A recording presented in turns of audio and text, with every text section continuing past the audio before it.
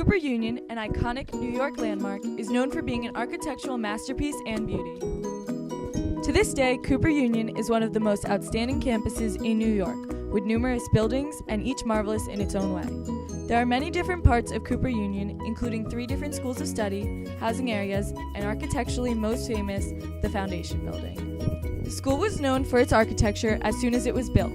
The plans for its construction were brought up by Peter Cooper, an American inventor, philanthropist, and industrialist.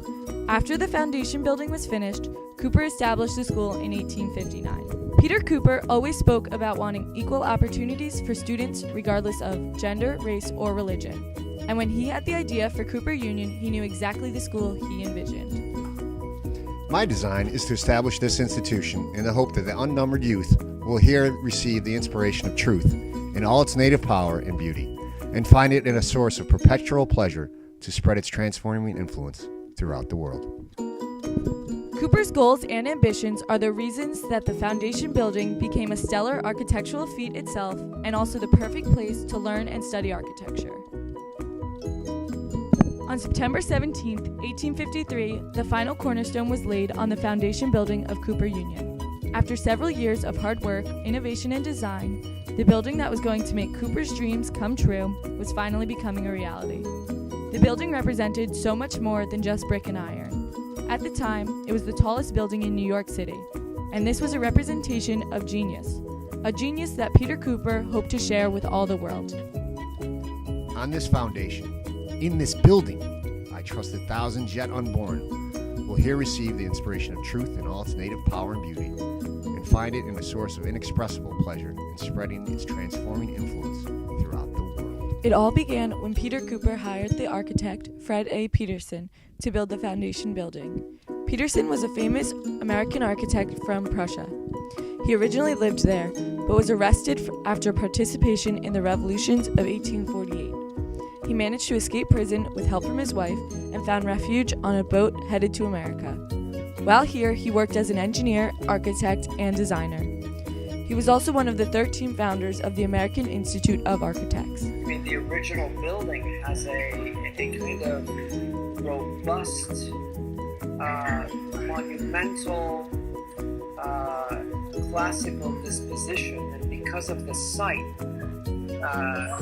being on a kind of triangular condition, no matter where you are, from whatever perspective you look at it at, it's quite monumentalized. It's an object building. It is not part of the fabric of the city that frames around it. There were several new and innovative aspects to the original design of the Foundation Building. First, Cooper wanted his building to be one of the tallest and largest in the world. To achieve this, there was a need for new infrastructure. What was available at the time was not nearly long enough or strong enough to support the building that Cooper wanted to establish. He sent his plans to the Trenton Iron Works in order for them to build the structure that he desired. They rolled him a 7-inch deep, 20-foot long wrought iron rail, weighing 90 pounds per yard. These turned out to be highly successful in maintaining the stability that they needed to keep such a tall building standing. Once they had the iron rails and beams, they were ready to start really putting the building together and designing the interior. One of the main and innovative aspects of the support system were hollow clay tiles. They covered the rails to make them look more attractive. Also, they were made to be fireproof, along with the bricks that were used.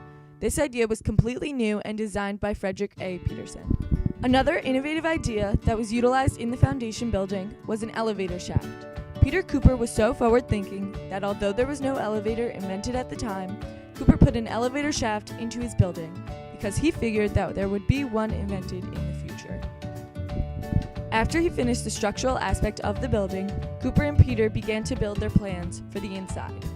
The first and second stories were to consist of stores and shops, which opened up into 3rd and 4th Avenue. This would allow for money to be made so that the debts from constructing the building could be paid back.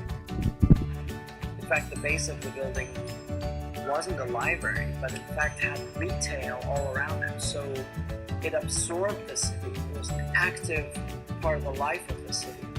And I love that because I think if there were ways in which Cooper could become much more embedded in the everyday life of the city, it would even become better. The third and fourth floors were dedicated as the exhibition rooms.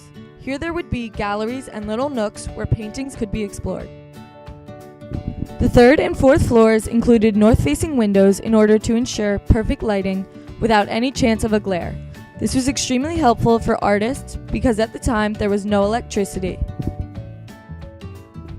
The fifth floor would hold a library and 2 lecture rooms. The lecture rooms, library, and small reading areas would all be interconnected to make for maximum availability between the rooms. There would also be a small room with equipment for performing labs and scientific experiments. The final floor of the foundation building was the Great Hall. It was put in the basement of the building and would be a huge lecture hall that would accommodate hundreds of people for speeches and lectures and learning. The Great Hall is known for having hosted numerous presidential speeches, one of which was made by Abraham Lincoln, which came to be known as the Cooper Union Address. 3 renovations have been made to the foundation building since the original building was made. In 1884 and 1891, Leopold Eidlitz made renovations to the foundation building. Eidlitz was a successful architect and built numerous buildings, and is rumored to have built the Trinity Church at the head of Wall Street. He also redesigned the capital of New York in Albany.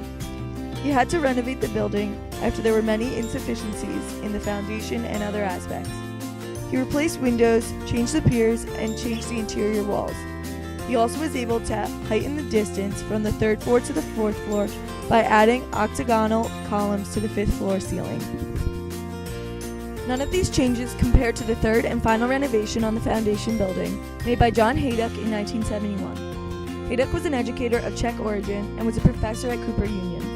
In a short time, he became the dean at the architectural school until his passing in 2000. His renovations on Cooper Union were on the inside of the building while completely preserving the exterior. He planned to use a 5-stage plan, but after completing the first step, all the other stages were done at the same time. To keep the building standing during the work, numerous trusses were made to keep the structure stable. The entire southern portion of the building had to be scrapped, and only the elevator shafts remained. There's several additions that have been made on top, but also a significant renovation on the interior by John Hajduk, if I'm not wrong, in the 70s, that changed its planning, in particular the entry sequence, the library, the connection to the archives with a double height space, as well as the way in which the arts and architecture are situated, on the 3rd and 5th building with the workshop between them, which is the place where everybody comes together. His work was referred to as an outstanding example of the real meaning of preservation at a time when the recycling of older buildings of architectural merit is becoming increasingly common, by Ada Louise Huxtable in the New York Times.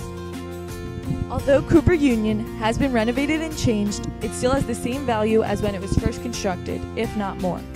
The school has achieved almost all of Peter Cooper's original dreams and goals. Lately, Cooper Union has been shed in a bad light because it recently ceased to be a free tuition school. This has caused many people to forget all of the wonderful things about the school. However, if they witnessed all of the architectural marvels of the university, they would remember that this financial crisis is a blemish on the school's excellent reputation.